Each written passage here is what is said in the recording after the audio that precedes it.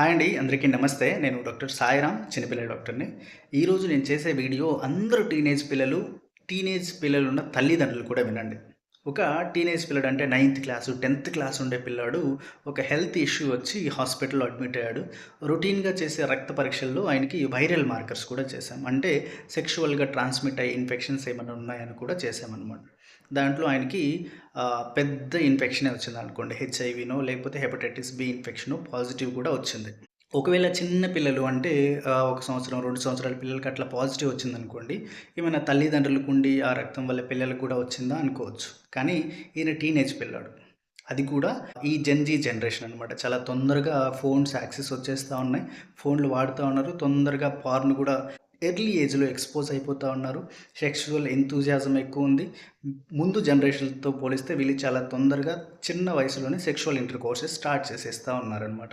అదే ఉద్దేశంతో ఈయన్ని కూర్చోబెట్టి ప్రశాంతంగా అడగడం స్టార్ట్ చేశామనమాట.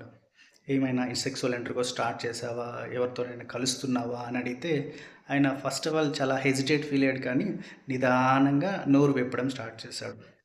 అవును సార్. ఈ మధ్యలోనే నేను ఒక ఆంటీని కలుస్తా ఉన్నాను అని చెప్పాడనమాట. ఇలా నీకు జబ్బు పాజిటివ్ వచ్చిందిరా ఆమెతోనేనా ఇంకా ఎక్కువ మంది వాళ్ళతో కలిసావా అని అడిగాను. వాడు చెప్పిన ఆన్సర్‌కి నాకు దిమ్మ తిరిగిపోయింది. ఏం చెప్పాడో తెలుసా? సార్ ఆమెకి జబ్బుందని ఆమె ముందే నాకు చెప్పింది సార్. తెలిసే ఇద్దరమే కలిసాము అని చెప్పాడు. ఫస్ట్ ఆఫ్ ఆల్ అలాంటి జబ్బులొస్తే ఫ్యూచర్‌లో ఎలాంటి కాన్సిక్వెన్సెస్ ఉంటాయో వాడికసలు తెలీదు. అంత వయసు కూడా లేదు. అట్‌లీస్ట్ ఆమెకైనా ఉండాలి గదా! ఆమెకి చిన్నవాడే పాపం జీవితం అంతా నాశనం అయిపోతది.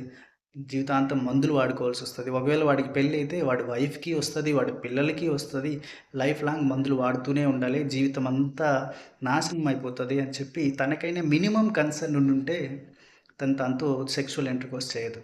ఈ చిన్న కేస్‌ని బట్టి మీకేం అర్థమైంది? టీనేజ్ పిల్లలకి ఫోన్స్ చాలా తొందరగా యాక్సెస్ ఇచ్చేస్తా ఉన్నారు.